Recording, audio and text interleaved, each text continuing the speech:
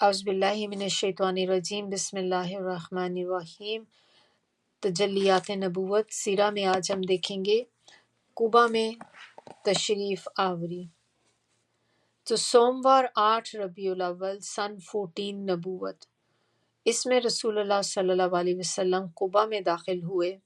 ادھر اہل مدینہ نے جب سے رسول اللہ صلی اللہ علیہ وسلم کی روانگی کی خبر سنی تھی تو وہ روزانہ صبح ہی صبح ہرا کی طرف نکل جاتے، اور جب دوپہر سخت ہو جاتی تو پلٹ آتے تھے۔ ایک روز طویل انتظار کے بعد لوگ اپنے اپنے گھروں کو واپس جا چکے تھے کہ ایک یہودی اپنے چھوٹے سے قلعے کی چھت پر کچھ دیکھنے کے لیے چڑھا۔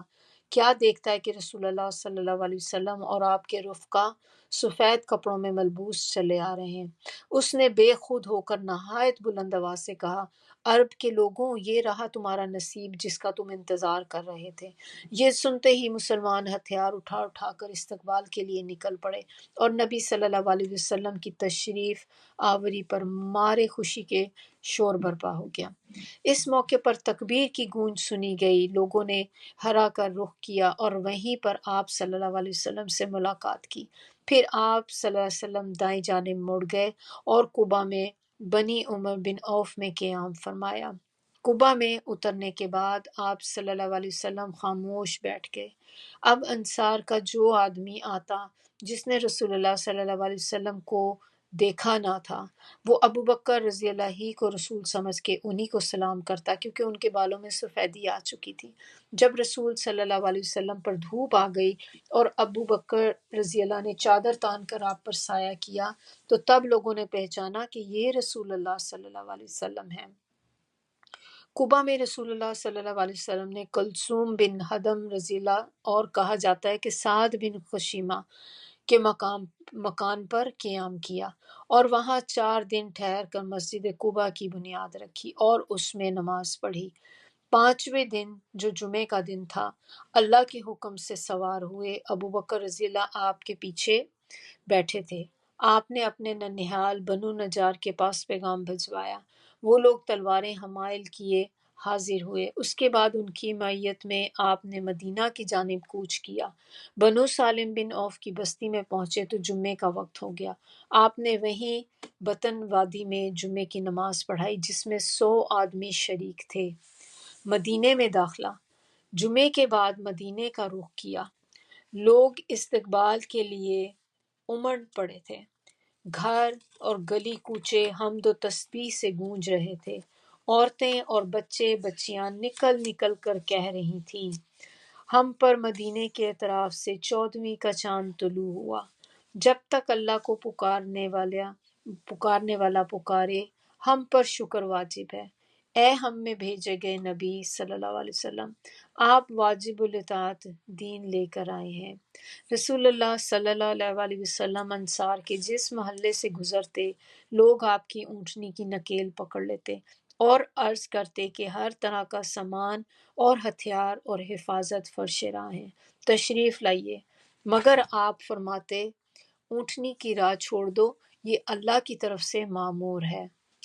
چنانچہ اونٹنی جب اس مقام پر پہنچی جہاں آج مسجد نبوی ہے تو وہ بیٹھ گئی، لیکن آپ نیچے نہیں اترے یہاں تک کہ وہ اٹھ کر تھوڑی دور آگے گئی، پھر مڑ کر دیکھنے کے بعد پلٹ آئی اور اپنی پہلی جگہ پر دوبارہ بیٹھ گئی۔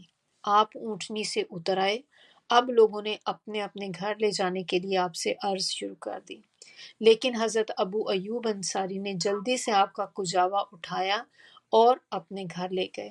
اس پر رسول اللہ صلی اللہ علیہ وسلم نے فرمانے لگے، آدمی اپنے کجاوے کے ساتھ ہے۔ البتہ اسد بن زرارہ نے آپ کی اونٹنی کی نکیل پکڑ لی، اس لیے وہ انہی کے پاس رہی۔ ادھر سرداران انصار نے رسول اللہ صلی اللہ علیہ وسلم کی ضیافت میں ایک دوسرے سے بڑھ کر حصہ لیا، چنانچہ ان کی طرف سے روزانہ کئی کئی کھانوں کے تشت پہنچتے۔ کوئی ایسی رات نہ آتی کہ آپ کے دروازے پہ 3-4 تشت حاضر نہ ہوں۔ نبی اکرم صلی اللہ علیہ وسلم کے بعد حضرت علی مکے میں 3 روز ٹھہرے۔ اس دوران میں اہل مکہ کی جو امانتیں رسول اللہ صلی اللہ علیہ وسلم کے پاس تھیں انہیں ادا کیا، پھر پیدل چل پڑے اور قبا میں رسول اللہ صلی اللہ علیہ وسلم سے آ ملے۔ ان کا قیام کلثوم بن ہدم کے مکان پر تھا۔ جب رسول اللہ صلی اللہ علیہ وسلم مدینے میں قیام پذیر ہو چکے تو زید بن حارثہ اور ابو رافع کو مکہ بھیجا۔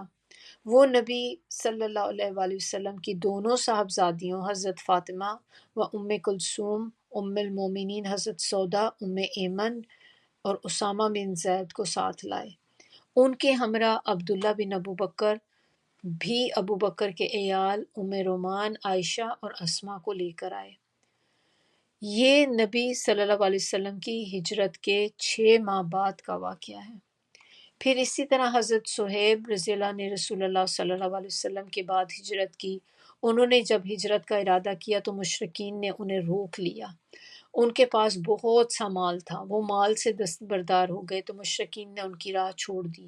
جب وہ مدینہ پہنچے اور رسول اللہ صلی اللہ علیہ وسلم کو واقعہ سنایا تو آپ صلی اللہ علیہ وسلم نے فرمایا، ابو یحییٰ یہ بئی کامیاب رہی۔ ابو یحییٰ حضرت صہیب کی کنیت تھی۔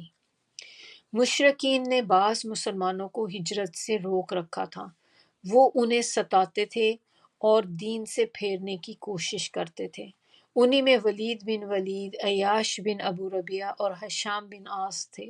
رسول اللہ صلی اللہ علیہ وسلم کچھ عرصہ ان کے لیے نماز میں دعا یعنی کہ قنوت نازلہ فرماتے رہے، اور جن کفار قریش نے انہیں روکا تھا ان پر بد دعا کرتے رہے، اور یہی قنوت کی اصل ہے۔ پھر بعض مسلمانوں نے جرأت مندانہ اقدام اٹھا کر انہیں کفار کی قید سے چھڑا لیا تو پھر یہ بھی مدینہ آ گئے۔ اب مدینے کی آب و ہوا دیکھتے ہیں، وہ کیسی تھی۔ مہاجرین مدینہ اترے تو جس زمین میں پلے بڑے تھے اس کی یاد ستانے لگی۔ اب اس پر اور یہ کہ مدینہ اللہ کی سب سے زیادہ وبا انگیز سرزمین تھی، چنانچہ یہاں آنے کے بعد انہیں بخار اور مختلف امراض نے پکڑ لیا۔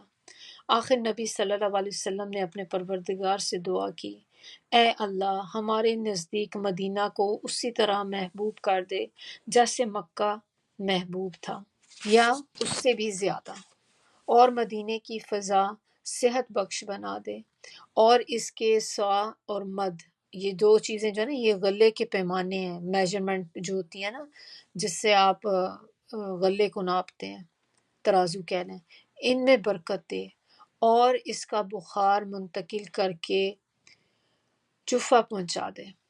جفا جو تھا وہ ایک ویران علاقہ تھا۔ تو اللہ تعالیٰ نے آپ صلی اللہ علیہ وسلم کی یہ دعا سن لی، مسلمان امراض سے راحت پا گئے، اور انہیں محبوب مدینہ جو تھا وہ بہت محبوب ہو گیا۔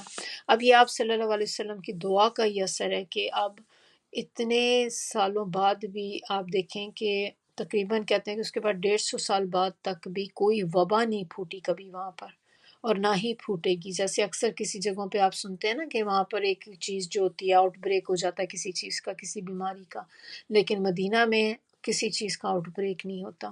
اب ویسے آپ بیمار ہو جائیں جا کے علیحدہ سے وہ اور بات ہے، لیکن ایک جو ہوتا ہے نا کہ پورے ایک ایریے میں وہ چیز ایک پھیل جاتی کوئی بیماری، تو اس چیز سے اللہ تعالیٰ نے اس کو بچایا ہوا ہے۔ اور اب آپ یہی دیکھ لیں کہ نبی صلی اللہ علیہ وسلم کی دعا کا ہی نتیجہ آپ دیکھیں کہ کتنا مدینہ بھی، اب ہم جب بھی کوئی حج عمرے کے لیے جاتا ہے تو مدینہ ضرور جاتے ہیں، اور مدینہ کی محبت کتنی ہے ہمارے دلوں میں۔ تو یہ ان کی دعا کا بھی نتیجہ ہے کہ انہوں نے جو اللہ تعالیٰ سے دعا کی تھی کہ لوگوں کے دلوں میں، سب کے دلوں میں مدینہ کی کتنی محبت جو ہے وہ آ چکی ہے۔ اور مدینہ کے بارے میں ایک اور بھی بڑی امپورٹنٹ چیز جو ہے وہ یہ ہے کہ مدینہ کے دروازوں پر فرشتے ہیں، جس کی وجہ سے وہاں کوئی وبا اور نہ ہی دجال داخل ہو سکے گا۔ تو جو دجال ہوگا، جب دجال کا فتنہ تو ہمیں پتہ ہے نا کہ بہت بڑا فتنہ ہوگا اس کا بھی، تو دجال جو ہے وہ مکہ اور مدینہ یہ 2 شہروں میں داخل نہیں ہو سکے گا، باقی دنیا کے ہر کونے کونے تک وہ جا سکتے ہیں، لیکن ان 2 شہروں میں وہ داخل نہیں ہو سکے گا۔ سبحانک اللہم و بحمدک نشہد ان لا الہ الا انت نستغفرک و نتوب الیک۔